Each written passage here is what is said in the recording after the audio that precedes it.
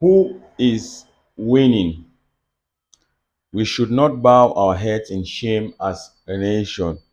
At least we, the Ambazonians, have been fighting the beast for 9 years. We never had sweet dreams, and some are shocked today of the election results or scam, mocked, degraded, and relegated us to the background. We, the Ambazonians, are now spectators, popcorn in hand and smoking tobacco and watching the games. I occasionally enjoy the videos that pop up from Douala, Garua, Bafusam, etc. This time, no Bamenda. The voices have gone to the bushes.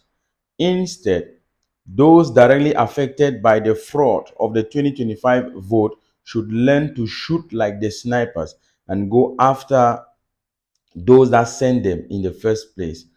Take a leaf from the Ambazonian cookbook, or is it workbook, or better still, war book. So far, armored trucks haven't been used, nor machine guns, but get ready for them. We are still licking our wounds.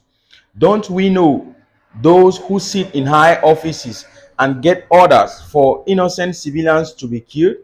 The smart and revengeful citizen should simply create underground organizations to take care of them. It's a natural evolutionary process in nation building.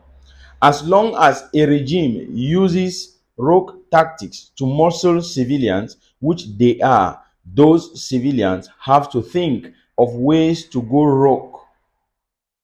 It's called self-defense. The Americans, Europeans, Israelites, etc., who gave and still give our regimes guns, have shown us the example many times over. If the oppressors don't live in fear, they will never seek fair ground. I have never minced my words. For all our lives, we have seen the same tactics used by the same people ruling us.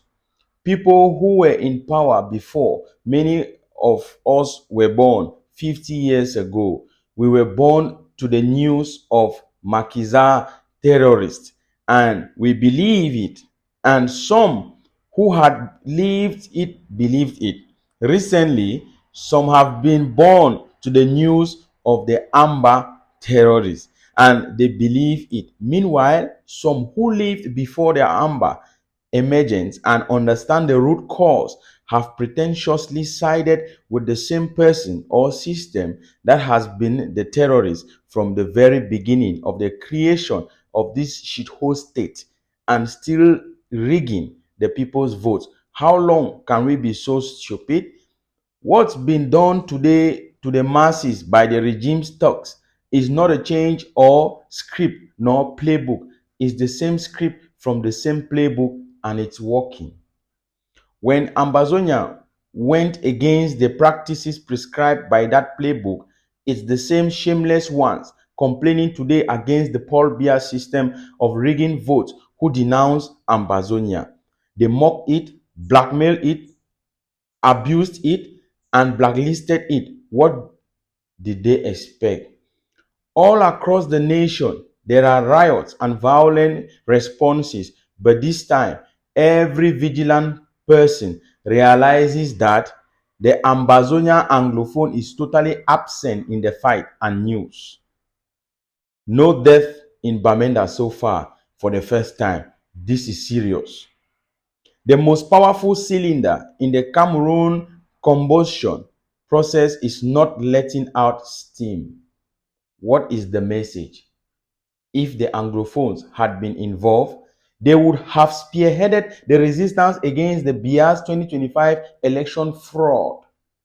The rest of the nation would have been emboldened to follow suit and turn Bia over, but the Ambazonian fuel and fire is absent, and one can see the difference. Let the Francophone and those modeled Anglophiles fight their presidential election fight. We, the Ambazonians, have fought, and like Spartans, we are still fighting ours. We have died and we are still dying, but we will never surrender. Even if weakened on the front. We are emerging soon with new blood and tactics. I had made it clear that my wish was for Biya to win the election, and it has come to pass. It's a sarcasm, but a good one. Maybe this time Cheruma will join us and fight against the historical injustices because of a sudden he has realized that he is also not spared. Now, the real challenge has been once again pushed in front of us to properly get rid of Bia and free ourselves from these brutes.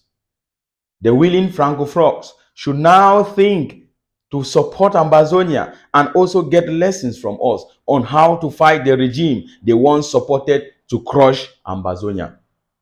The force of law, the forces of law and order, disorder, the armed forces are now against the anonymous crowd in many La République du Cameroon cities.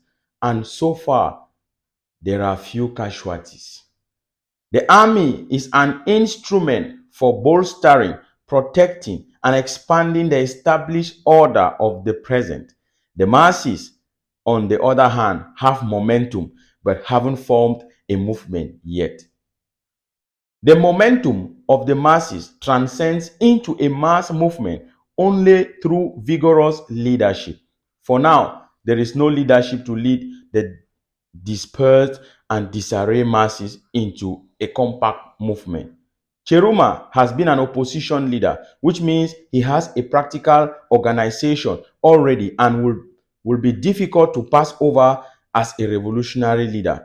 According to the present dispensation, the revolutionary leader emerges from the masses, not from established institutions like a political party. Thus, the pockets of rowdies and unsophisticated, disgruntled youths think of destroying the present to make it agreeable to their whims, and there will be clashes with the armed forces. A mass movement's preoccupation is with the future, and it derives its vigor and drive from this preoccupation. Cheruma, heading a political party that came to the limelight by luck because of the disqualification of Kamto, still has it tough to convince the people. As it stood and stands, people just wanted to get rid of Bia irrespective of inclination. The real fight starts now. Get prepared.